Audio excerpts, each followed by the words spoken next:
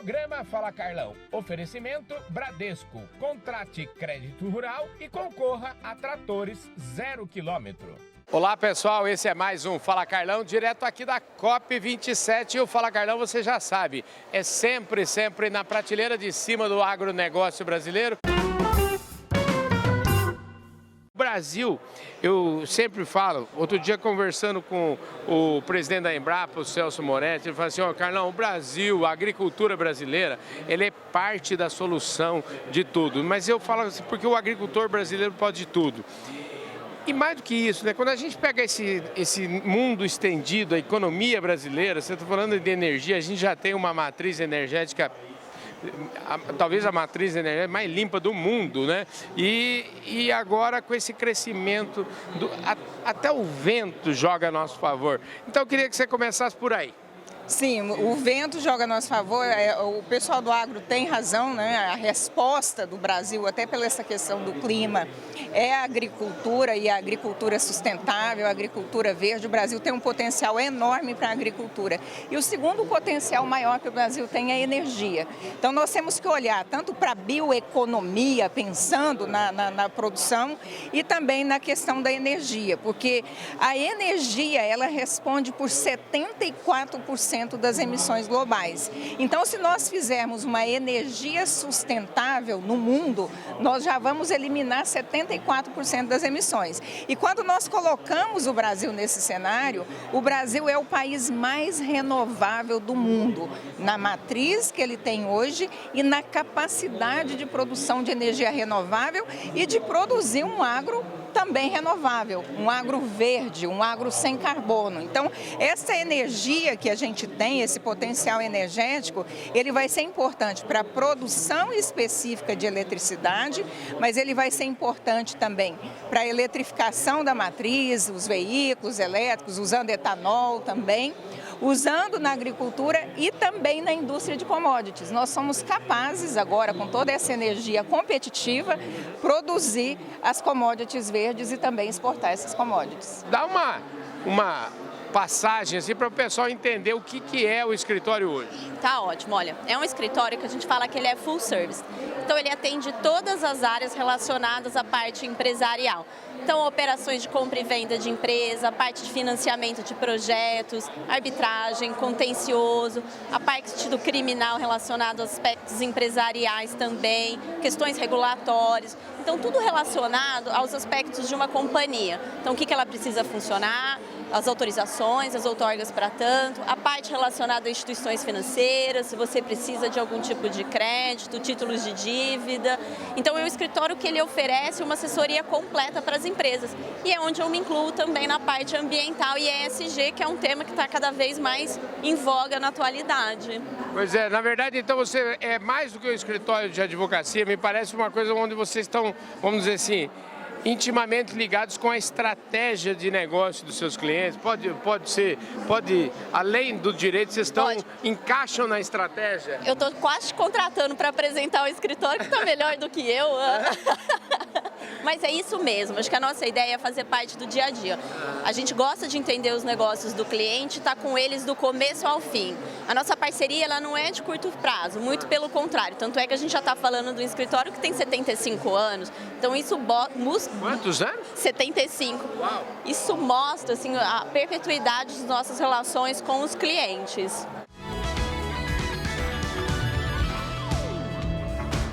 Costumo dizer o seguinte, quando eu falo com alguém do Ministério, eu falo logo que é embaixador, viu? Muito bem, isso aí, já promove logo, né? Já promovo E eu agradeço a promoção antecipada.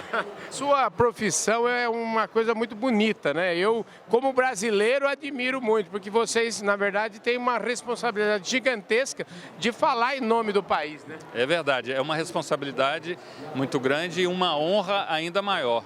É uma honra, uma alegria enorme poder representar o Brasil, falar em nome do Brasil, defender o Brasil, as agendas do Brasil. Então, para mim como diplomata e agora também nesse momento aqui como secretário de Clima e Relações Internacionais do MMA. Tem sido uma experiência muito rica, muito estimulante e muito abençoada, digamos assim, porque a gente tem podido fazer um trabalho sobre, no primeiro momento, sobre a orientação do Ricardo Salles e agora com o nosso Joaquim Leite, sempre nos apoiando, nos incentivando, nos estimulando, ou seja, liderando a sua equipe com grande competência, com grande talento técnico e capacidade política. Então, é dessa agenda do meio ambiente que, como os senhores sabem, todos nós sabemos, e você que acompanha desde muito lá atrás, sabe muito bem da dificuldade que são essas negociações internacionais. Pois é, e uma dificuldade que eu vejo assim, vocês estão muito bem assessorados e preciso, vamos dizer assim, de uma integração com os demais ministérios, né? Eu acho que essa conversa é uma conversa muito rica e toda vez que você vem para um evento como esse, com certeza vocês, para negociar, precisam do apoio do pessoal do meio ambiente, do apoio da agricultura. O Brasil está bem nesse jogo. Sem dúvida, sem dúvida. Embora a discussão seja capitaneada a delegação do Brasil seja capitaneada, liderada e chefiada pelo ministro do Meio Ambiente, mas aqui está o Itamaraty também e estão outros órgãos do governo brasileiro, com técnicos aqui acompanhando as discussões todas técnicas, as mesas negociadoras nas diversas áreas do Acordo de Paris. Então, é um trabalho conjunto de todo o governo brasileiro que está muito bem articulado em torno dessa agenda. Natália, penúltimo dia da COP. A gente trabalhou barbaridade, você trabalhou também. Escuta, me conta o que a gente já pode esperar, quais são as primeiras decisões, quais são as primeiras negociações que você pode adiantar para nós? A primeira coisa que a gente tem que entender quando fala de negociação climática é que é um processo longo. E é um ciclo, então tem COPs que a gente tem decisões muito importantes que decidem o que a gente vai fazer e tem COP que a gente vem para colocar isso em prática. Esse é o caso dessa COP. Além de ser a chamada COP da implementação, que eu sei que você já trouxe isso aqui, é uma COP também que a gente está discutindo perdas e danos das nações mais pobres. Não é à toa que essa COP está acontecendo no Egito. Cada COP tem um tema, ela tem algo dentro da Convenção Climática que tem que ser desenvolvido. E essa COP era justamente isso. E quando a gente fala de perdas e danos, vocês podem imaginar o que está por trás disso? Financiamento. Então, como que a gente leva a ajuda dos países mais desenvolvidos para os países mais pobres que foram mais atingidos pela mudança do clima? O mercado de carbono ainda eu acho que assim, uma incógnita. Nós já falamos sobre isso e eu acho que por conta do tema ser ainda tão misterioso, vamos dizer assim, para o produtor rural principalmente, é que a sua presença aqui é importante. Eu acho que é um assunto que quanto mais a gente fala, mesmo que a gente fale as mesmas coisas, é importante, né, a gente bater nesse tema, né? E existe um artigo, talvez, o tal do artigo 6, o tal do artigo 6.4, já ouvi falar disso aí, mas estou só repetindo.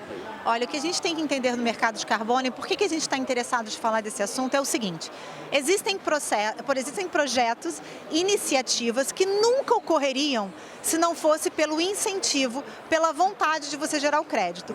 E aí você atrai um financiamento, você atrai um dinheiro para aquele projeto, para aquela região que não chegaria de outras maneiras. É por isso que a gente começou a falar do mercado de carbono como um caminho de fazer o dinheiro chegar, em abrir oportunidades que nunca ocorreriam se não fosse por aí. Agora, na prática, o que é? E até você é amiga do Eduardo Bastos, o Eduardo, esses dias aí, disse que ele vendeu um caminhão de coisa, de muito dinheiro.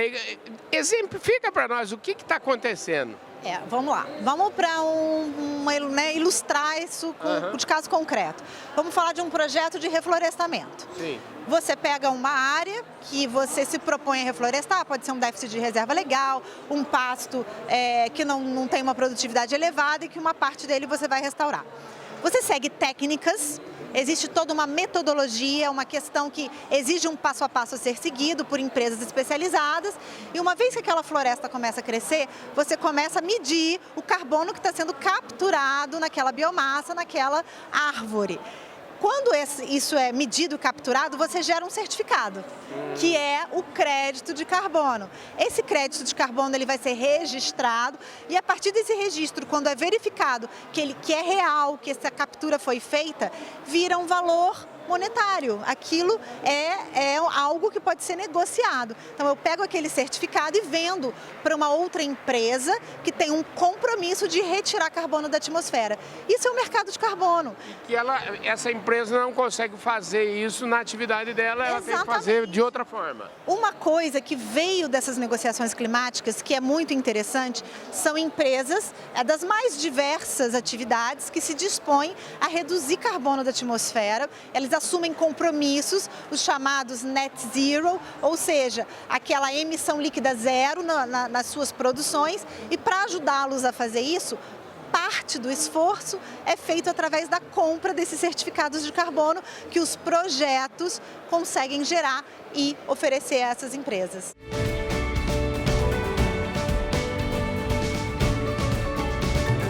Essa está sendo chamada COP da implementação. O senhor tem uma visão privilegiada pela atividade que desenvolve para nos dizer aqui, quase um dia, vamos dizer, faltando apenas um dia das negociações aí, se a gente vai ter boas notícias, avançamos, o que o senhor tem a nos dizer? Não, avançamos sim aos poucos, é um processo complexo, envolve muitos interesses e sempre recordo que para que se chegue a qualquer tipo de entendimento aqui, nas chamadas COPs, que significam, é a sigla em inglês para Conferência das Partes de uma convenção, no caso da Convenção de Mudança do Clima e também do Acordo de Paris, que é um subproduto dessa convenção, mas enfim, todas as partes envolvidas, os países, em outras palavras, têm que estar de acordo. Então, basta um dizer que não quer alguma coisa e que não há acordo. Não é como no Parlamento, no Congresso Nacional, em que quem tem mais voto leva a proposta ou aprova um projeto de lei. Não. Aqui não é a vontade da maioria. Não, a vontade de todos, sem exceção. São países, os países são soberanos e, obviamente, eles só farão o que efetivamente eles estiverem de acordo. Então, esse é o espírito, digamos, da chamada diplomacia multilateral. Isso significa, por um lado, que é um processo mais seguro, mais democrático, em última instância.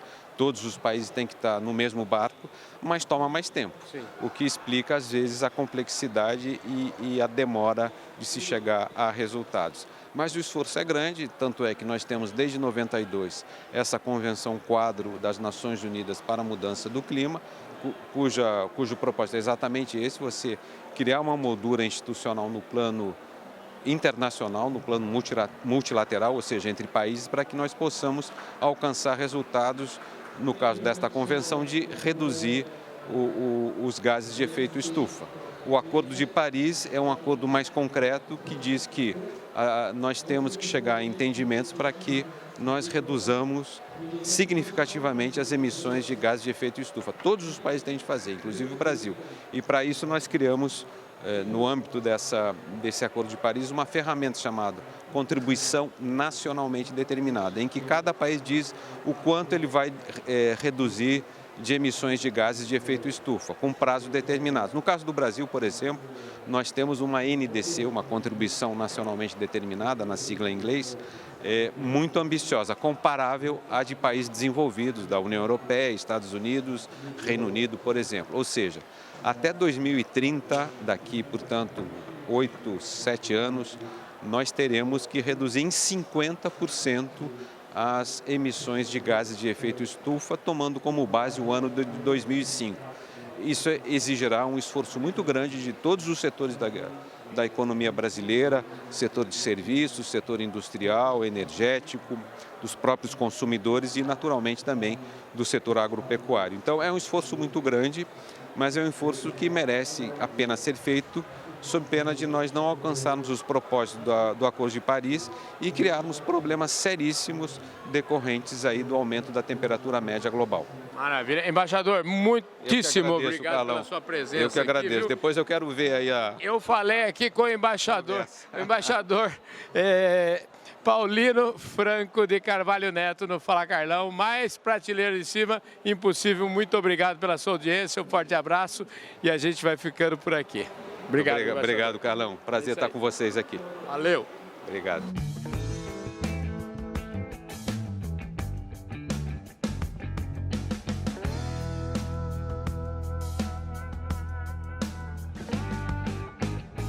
Programa Fala Carlão. Oferecimento Bradesco. Contrate crédito rural e concorra a tratores 0 km.